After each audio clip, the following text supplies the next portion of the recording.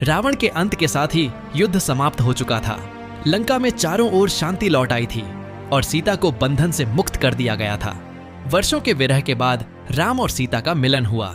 यह क्षण भावनाओं से भरा हुआ था, लेकिन अब समय था अयोध्या लौटने का।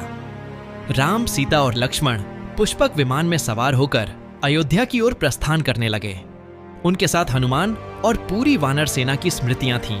जैसे जैसे वे अयोध्या के करीब पहुंचे, पूरे राज्य में खुशी की लहर दौड़ गई। हर ओर उत्सव की तैयारी होने लगी। वर्षों से अपने प्रिय राम की प्रतीक्षा कर रही अयोध्या आज सज धज कर तैयार थी। घर घर दीप जलाए गए, गलियों में फूल बिछाए गए और हर चेहरे पर अपार खुशी थी। जैसे ही पुष्पक विमान अयोध्या में उतरा, लोगों की आंखों में आंसू थे, लेकिन ये आंसू खुशी के थे। भरत ने राम का स्वागत किया और उन्हें उनका सिंहासन लौटाया। राम का राज्याभिषेक हुआ और वे अयोध्या के राजा बने। इस प्रकार राम राज्य की स्थापना हुई।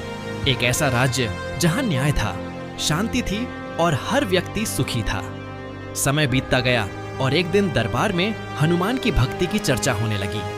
कुछ लोगों ने उनके प्रेम पर प्रश्न उठाया। तब हनुमान मुस्कुराए और बिना कुछ कहे उन्होंने अपने नाखूनों से अपना सीना चीर दिया। यह दृश्य देखकर सब स्तब्ध रह गए। उनके हृदय के भीतर स्वयं राम और सीता विराजमान थे।